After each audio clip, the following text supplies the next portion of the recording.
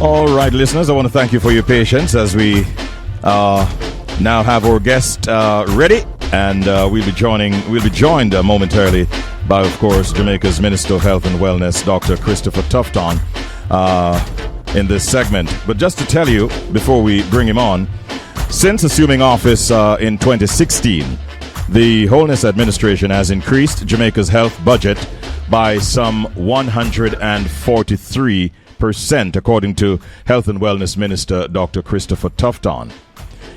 In his 8th contribution to the sectoral debates, Minister Tufton highlighted the administration's efforts to transform the health sector, citing significant investments despite ongoing challenges in public health facilities.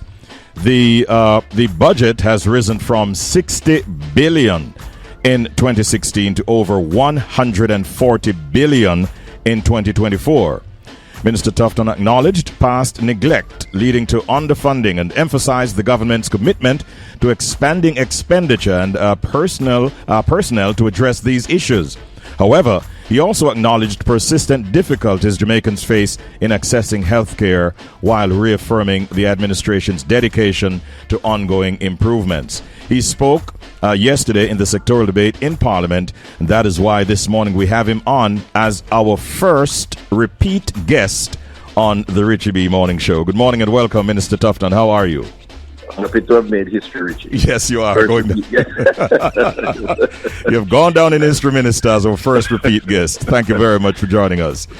Yeah, man, sure. Thanks, and good morning to your listeners. All right. Can you sort of, at the start, provide us with a little bit more details, Minister Tufton, on how the increased budget has been allocated to improve healthcare services across Jamaica? Shall we start there? Right. So I tried to make the case that we have improved in many ways, but we're not where we need to be. And what are these ways? We're building out substantial expansion of hospital and health centers.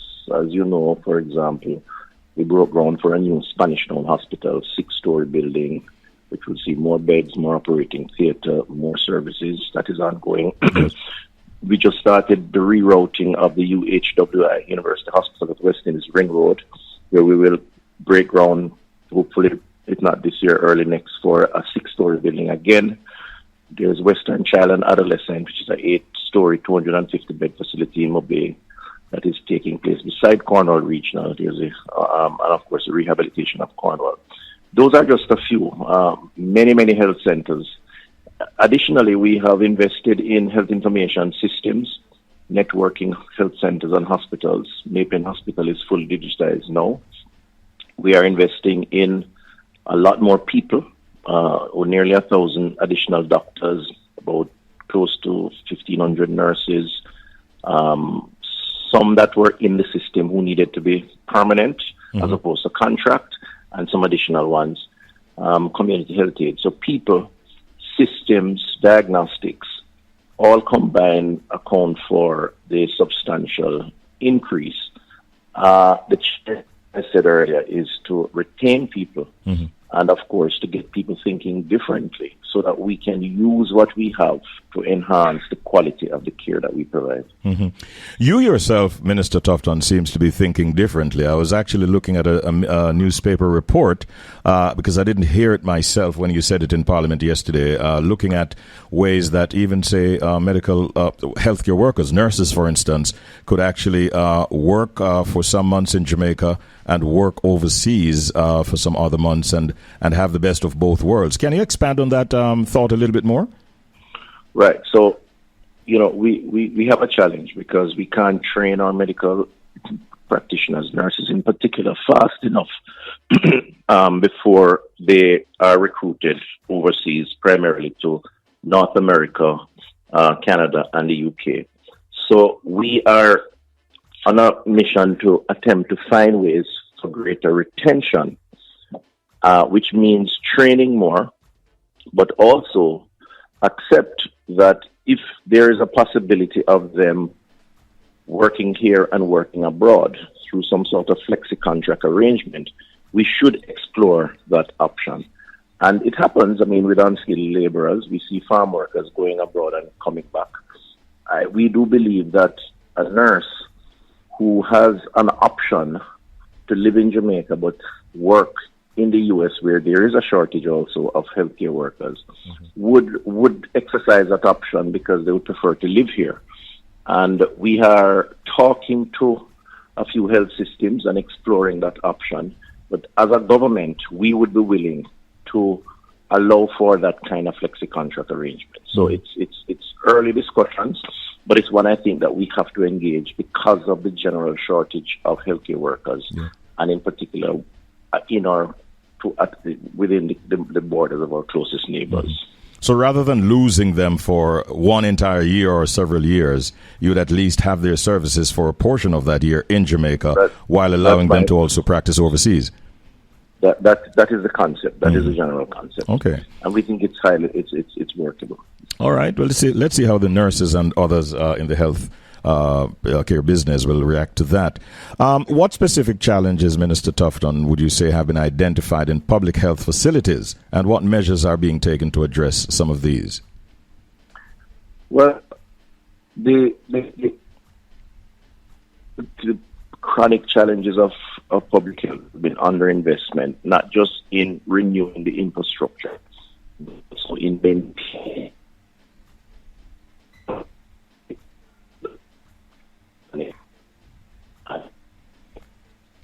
You've gone out of range, so we're not hearing you at this point in time. Are you hearing me? I'm now hearing you again, yes. Yeah, I was saying that one of the challenges we face is the underinvestment in our infrastructure, but also not maintaining the infrastructure that we have, which leads to long waits because machines are down and are not serviced, or, of course, the shortage of hospital beds. And I know many people have raised that, genuinely so, as a concern. People wait very long. I think what we're doing now by building out new infrastructure, adding more doctors, digitizing health records, patient records, is an attempt at ensuring that we hasten the pace of response to our patients, to Jamaicans who come into our health facilities. The truth is there are areas of improvement that are taking place. I mean, we see 3 million cases each year. We have about 200,000 inpatient persons who go to hospital and spend 5 days or less. It only takes one bad incident to make the headlines and give an impression. You're out of range again. Don't know what's happening with our phone connection. Let's see. Are you there, Minister? I'm not moving. I'm at one location, okay. So it may be maybe a connection issue on your end. Are you hearing me now? I'm hearing you again, yes. Yes. So we have the changes that are being made now will enhance the quality of service in terms of less waiting time and greater throughput, which is a big concern and complaint of patients. And I think that's why a lot of this capital expenditure is necessary, but it's going to take some time to build that out. Mm-hmm. Minister, you have increased the budget. I mentioned the numbers earlier, from 60 billion back in 2016 to over 140 billion in 2024. But still, many people are seemingly having difficulty accessing healthcare services. What are some of the strategies that you intend to employ going forward to mitigate these challenges? Yeah. So I was saying that we do 3 million visits per year in our health system. Mm-hmm. The vast majority of whom go get support and return home and are pleased. There is a minority, and it only takes one to make the news that gives an impression that things are all bad. I'm not prepared to accept that, and there are cases where we can demonstrate that things are not all bad. Having said that, we must always be trying to improve further. So the doctor-to-patient ratio is one way to address access and prompt access. So more doctors and more nurses. Indeed, at the primary healthcare level, which is the health centers in the communities, we announced a program called Operation Refresh, where we're going to be spending $1 billion to upgrade health centers, add more comfortable wait space, including where possible, solar panels for air conditioning wait. We have a number of health centers now that allow for that. So where we can't eliminate waits, and the truth is you wait no matter whether you go private or public hospitals anywhere in the world, we can give persons a comfortable environment to wait in. The additional hospitals that are being built out will add maybe 1,000 or more beds. So in terms of admissions, that will be added to the build-out. And in terms of expertise, you would have heard me announce yesterday 500 million Jamaican dollars a year for 5 years, 2.5 billion. Yes, I saw that. Scholarship fund. And that will be open to many areas of healthcare, not just doctors and nurses, with the intention that these persons will work within the system for a while, because we are having a shortage, and retention is going to be a big part of the strategy, because we need people in the system once we build the buildings, which is why the flexi contract idea also is one that we have to consider. Mm-hmm. You spoke a while ago about the fact that sometimes, one negative incident is sometimes blown out of proportion and gives the impression that nothing is being done or positive is happening in the health sector. But while you're here with us, Minister, can you sort of outline some of the key achievements in the health sector under this administration, and also expand that into telling us a little bit about the future goals that are being pursued to further enhance healthcare in Jamaica, if you will? Well, there are a number of achievements. Take the National Health Fund, for example, which provides drugs highly discounted or free. The budget for drugs has almost tripled over the period of the administration, and we have added additional categories of illnesses that are covered. We were at 16 categories when we took office in 2016. We're now at 22. Yesterday I announced, for example, subsidize once a year pap smear, which is screening for cervical cancer for Jamaican females 21 years and older. They can now access free pap smear or subsidized pap smear screening. We did the same for prostate screening last year, $1,600 on the NHS card for men over 40.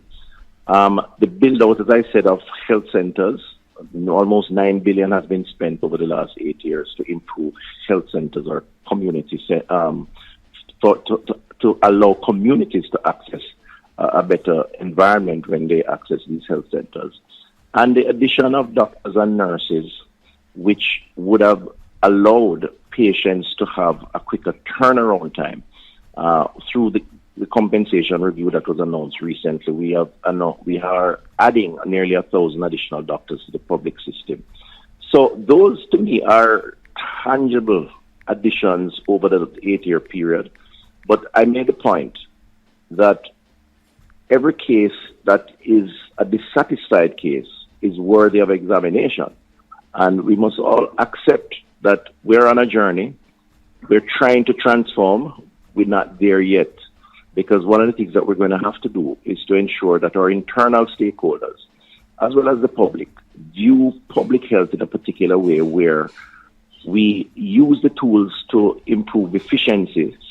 So seeing patients, showing empathy, improving customer service, but also the patients must see the health system not as an immediate quick fix, because the truth is health is also a personal responsibility issue, which is why we spoke to the community health aides, over 2,200 of them, and a rescoping of their tasks to go into communities and into homes to assist persons and to become that critical link between the health infrastructure, the health system, and the community. Because I think we have to change the mindset of people in order to get the best health outcomes, given that our major threat are lifestyle-related diseases. Well, Minister, we know that the wealth of the nation depends upon the health of its people, and we certainly hope that you'll continue to work hard at making us a healthy nation. Is there any other item in the presentation yesterday that you wanted to highlight before you leave today? Well, the substantial one is the $2.5 billion Scholarship and Development Fund, yes, which any Jamaican can apply for, whether they're studying now or otherwise. The $1 billion for the refreshing and upgrading of health centers, the pap smear for 21 years and older, And of course, we gave an update on a number of projects that are work in progress and others to come. Major announcement for Old Harbour, which will have a comprehensive health center, Portmore, and St. Jacob, beside Stone Hospital, and others. So it was an update, but also how we move forward in terms of managing our services for the best results for the people of Jamaica. All right. Minister, great having you this morning again, and do have a wonderful day. Thank you so much. All the best.